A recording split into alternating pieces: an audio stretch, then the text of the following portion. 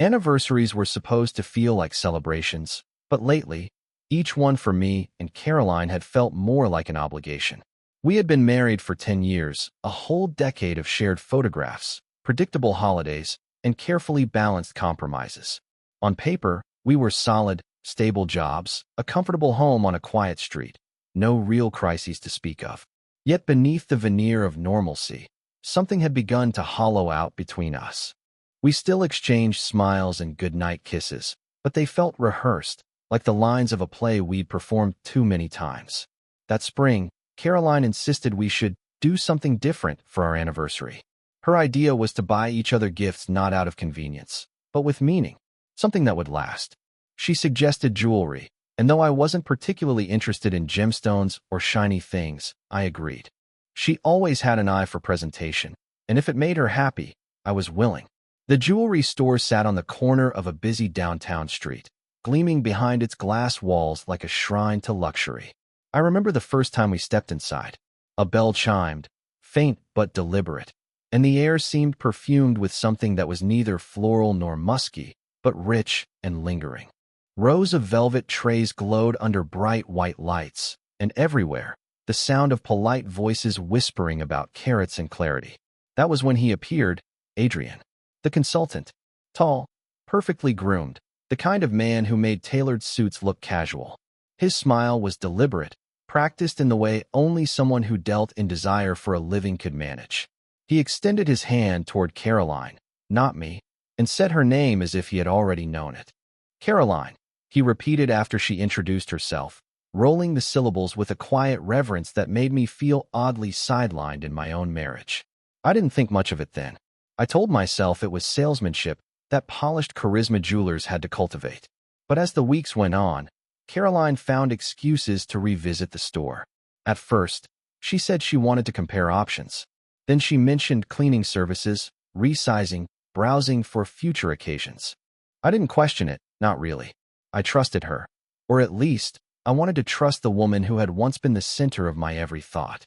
Looking back, there were signs. Subtle ones, like the way she lingered in front of the mirror longer than usual before running errands. Or how she started leaving her phone face down on the counter, its screen lighting up with muted notifications she ignored until I wasn't around. Even her laughter changed, lighter, unburdened, almost youthful again.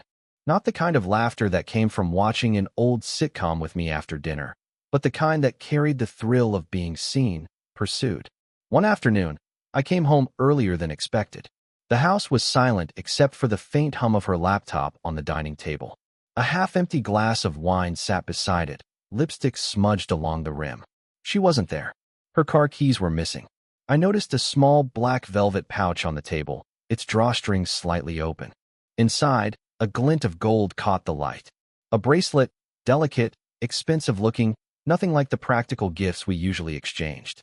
It didn't have the look of something bought and left in a shopping bag. It felt intimate, as though it had been handed directly to her. When I asked her about it later, she brushed it off. Just browsing, she said. Adrian let me try it on. She said his name too casually, like he had become a character in her daily vocabulary. I felt a flicker of unease but buried it beneath a layer of forced trust. I wanted to believe in her more than I wanted to acknowledge the tightening knot in my chest. The distance grew thicker. At night, when we lay side by side, I could sense her body turn slightly away, as though conserving warmth for someone else. Her phone buzzed faintly against the nightstand, and she'd mutter, "It's nothing, just work." I stopped asking. Each question felt like an admission that I already knew the answer. The pivotal moment came during another visit to the jewelry store.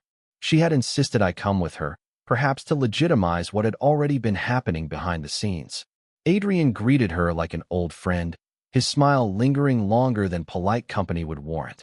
He guided us toward a display of rings, but his words were meant for her alone. His voice dropped slightly when he leaned close to adjust a piece she tried on, his fingertips brushing her hand with a familiarity that made my throat tighten. I watched, silent, as my wife's cheeks flushed, not with embarrassment, but with something dangerously close to delight. That was when the realization began to crystallize. This wasn't just salesmanship. This was something else, something personal, blooming in the shadows where my presence didn't reach. Over the next few weeks, I began to notice absences that didn't line up. She would leave in the middle of the day, saying she had errands, but the receipts never matched her stories. Once, when I checked our shared calendar, I found she had blocked out 2 hours with nothing but the word appointment. I wanted to ask. Instead, I pretended to believe her. Pretended to sleep when she crept into bed later than usual, smelling faintly of cologne that wasn't mine. My breaking point came quietly, not with a scream or confrontation, but with a glance. It was a Saturday morning, the sunlight pouring into the kitchen, and she was humming softly as she brewed coffee. Her phone buzzed, and instinctively, she reached for it. Her lips curved into a smile she tried to suppress, a smile that wasn't meant for me. She set the phone down quickly, face down as always, and caught me watching. "You're quiet today?" she said, her voice casual. "Just tired," I replied, though what I felt was anything but tired. I felt the cold weight of inevitability pressing down on me, the realization that whatever thread held us together was fraying in her hands, unraveling strand by strand. That night, I lay awake listening to the rhythm of her breathing, steady and calm, as though nothing in the world was out of place. My mind, however, was racing. I thought of Adrian's polished smile, of the way her laughter had changed, of the bracelet left carelessly on the table. I thought of all the little lies stacked like stones between us. The truth was circling closer, and I knew I could no longer pretend.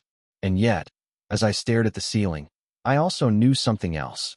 I had no idea how far she had already gone with him.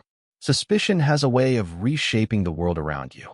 Every detail takes on new weight. Every silence sounds louder.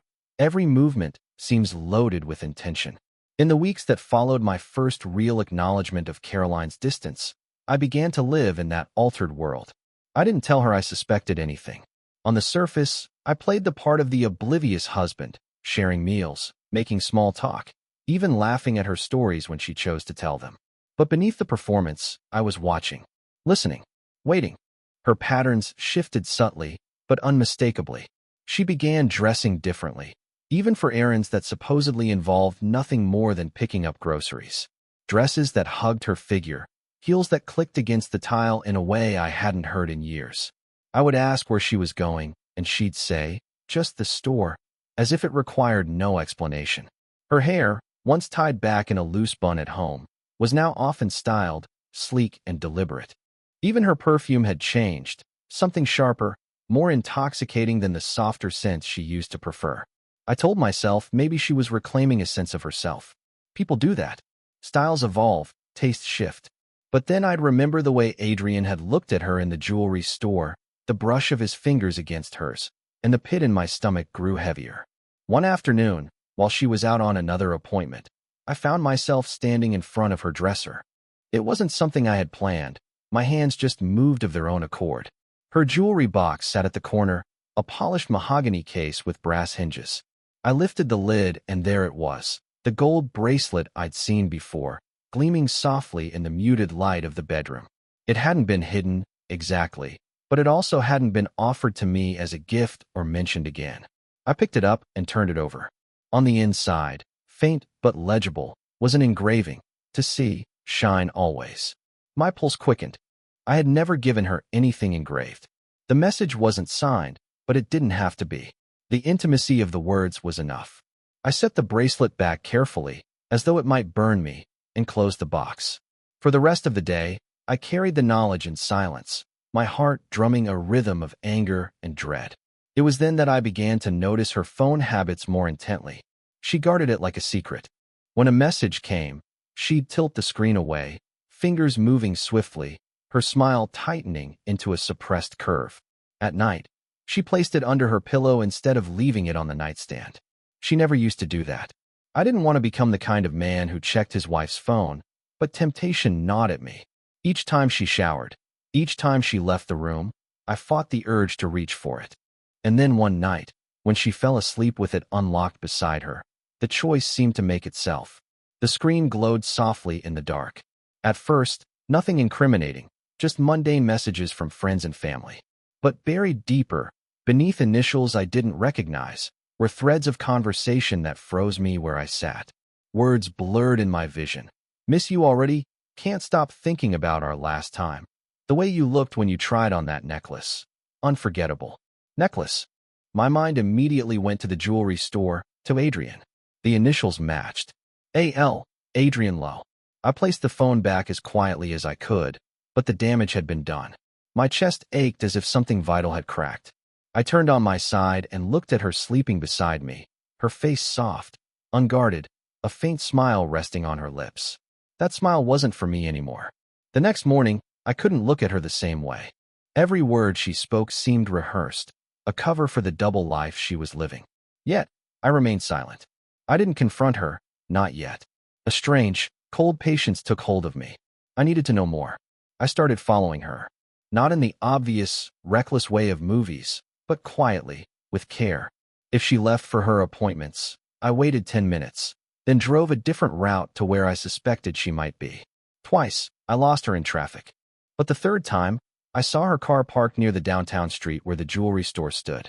I parked a block away, my palms slick against the steering wheel, and waited. She emerged after nearly 2 hours, the glass doors of the store reflecting the afternoon sun. Adrian walked her out. He wasn't in his usual suit, but in a more casual shirt, sleeves rolled to his elbows.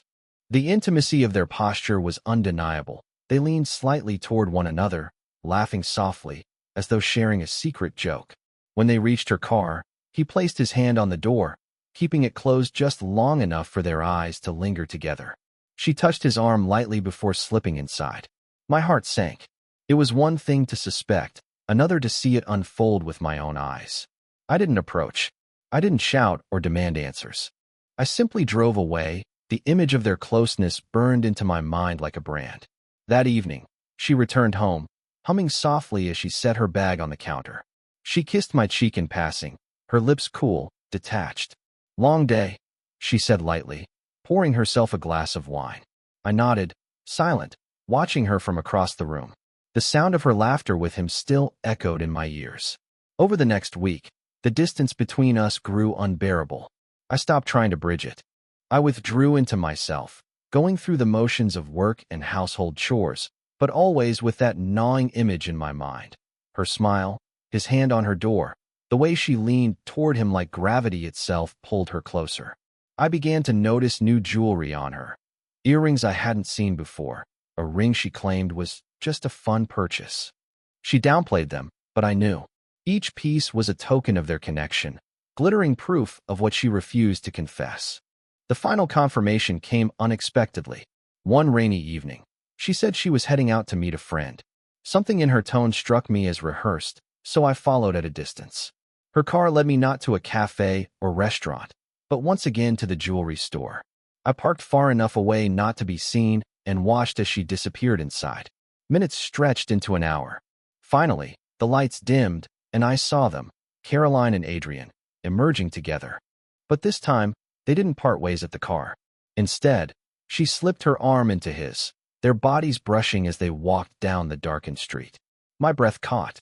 They weren't just meeting. They were together. I gripped the steering wheel, my knuckles white, torn between the urge to confront them then and there, and the cold, paralyzing need to see how far this betrayal went. I started the engine, headlights flashing briefly against their figures. Caroline froze, her head turning sharply toward the light. For a fraction of a second, our eyes met across the rain-streaked glass. She knew, and I knew. The last fragile thread of denial snapped in that instant.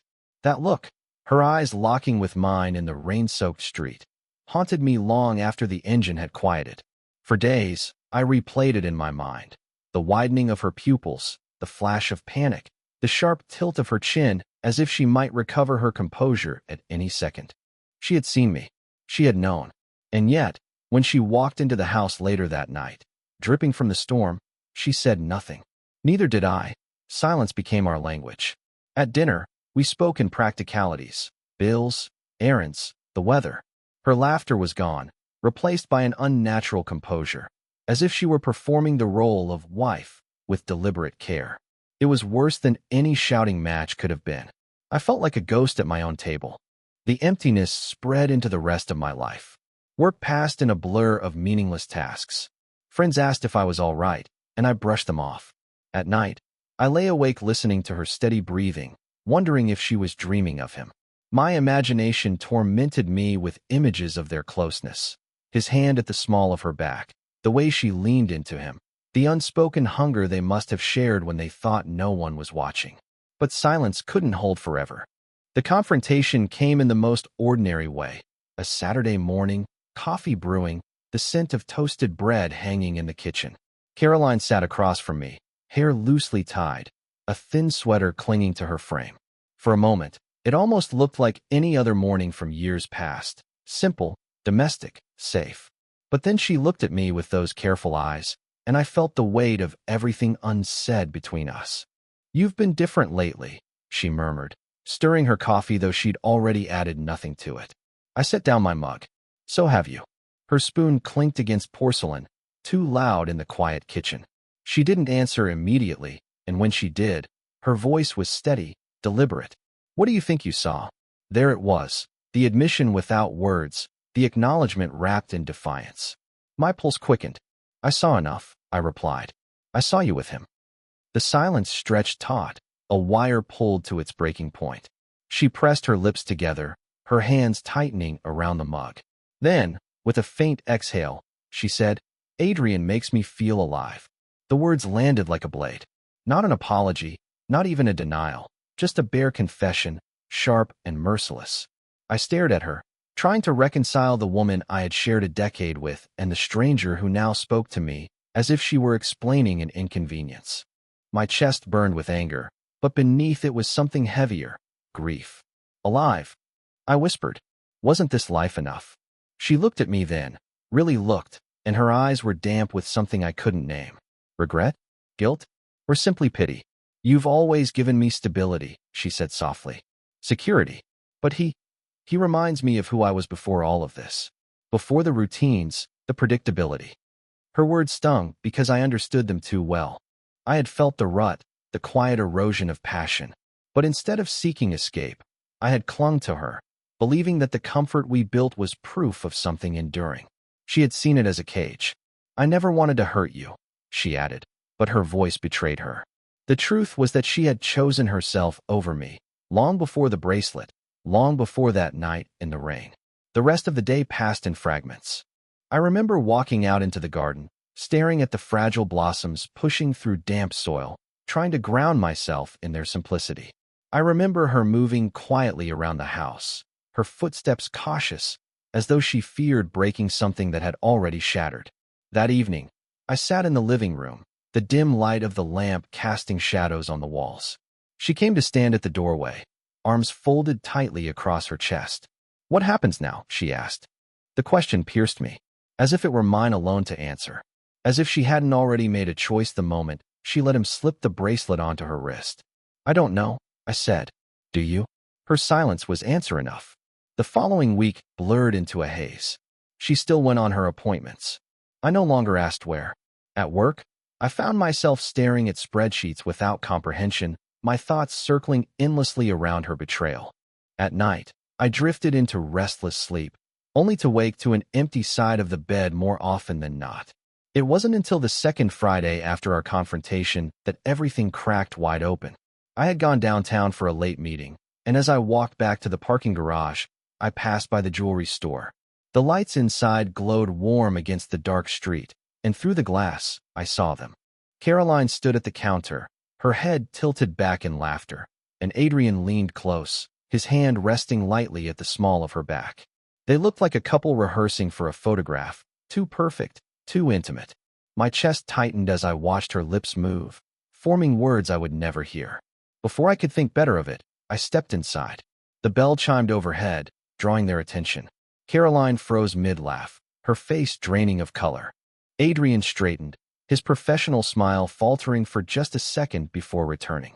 "Good evening, sir," he said smoothly, as if nothing were amiss. "Looking for something special tonight?" I ignored him, my eyes locked on hers. She opened her mouth as if to speak, but no sound came. The silence stretched between us, heavier than any words could be. Finally, I managed to say, "I think I've seen enough." I turned and walked out, the bell chiming again as the door closed behind me. My hands trembled as I reached the car, the cool night air sharp in my lungs. I didn't know where to go, only that I couldn't stay there. Back home, The house felt cavernous, each room echoing with absence. I poured myself a drink, something stronger than I usually allowed, and sat in the darkness. Her betrayal no longer lived in shadows. It was out in the open, undeniable, unashamed. When she returned later, her eyes were red, her face set in grim determination. She didn't try to explain.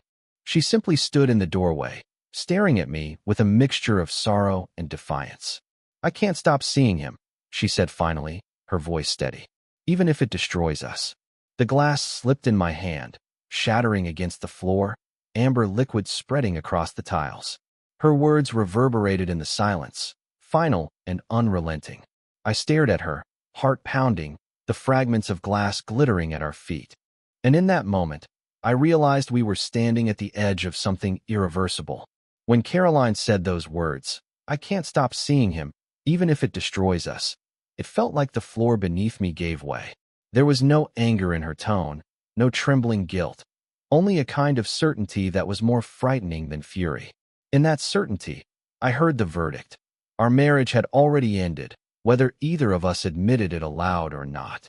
The days that followed blurred together, yet each moment carried the weight of decision. I moved through the house like a visitor, each room a reminder of what we had once been. The framed photographs on the mantel mocked me, her smile frozen in time, my arm draped around her shoulders, our eyes bright with promises we hadn't known we couldn't keep. At night, I barely slept.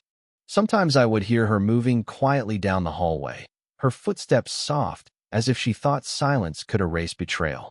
Other times, I lay awake listening for the sound of the front door, wondering if she was leaving to see him again.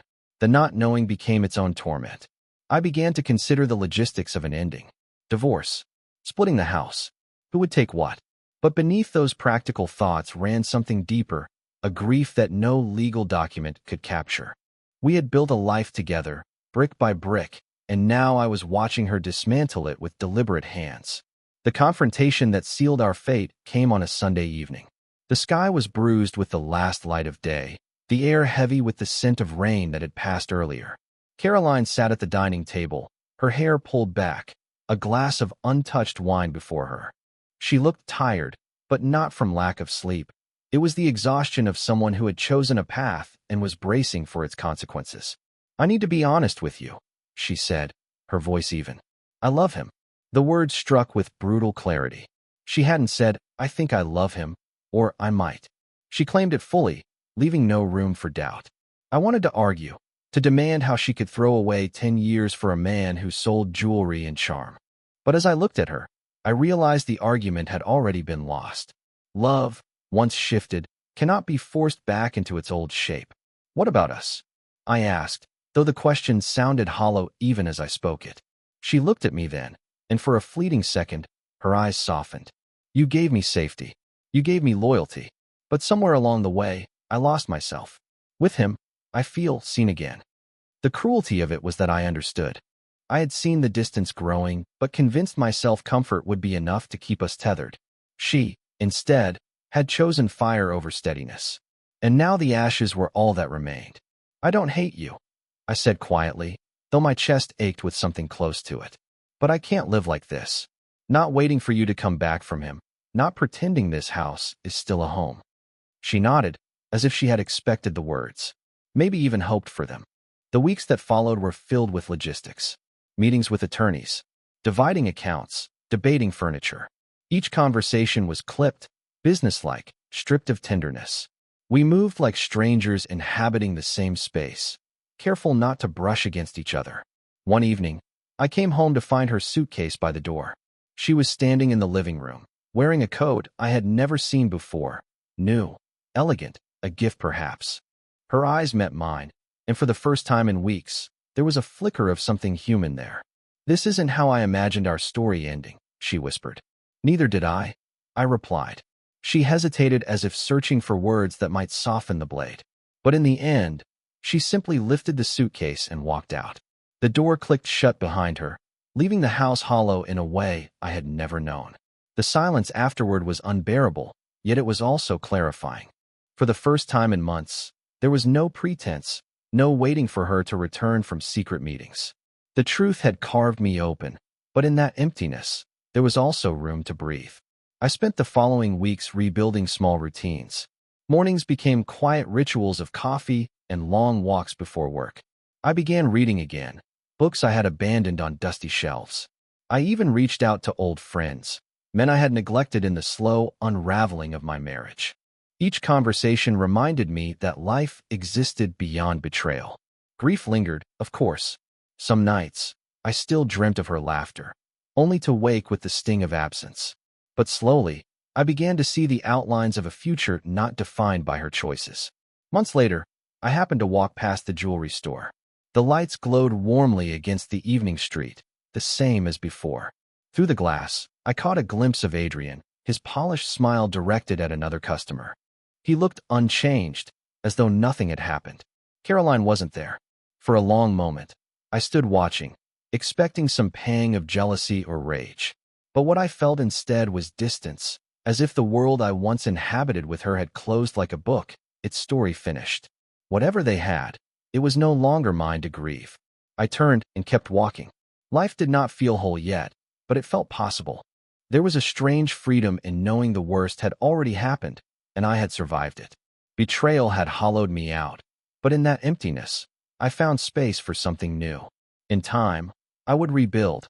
Not the same life, not the same love, but something different, perhaps even stronger. And though the scar of her absence would never fully fade, I carried it not as a wound, but as proof that I had endured. The story of us had ended, but mine was still unfolding.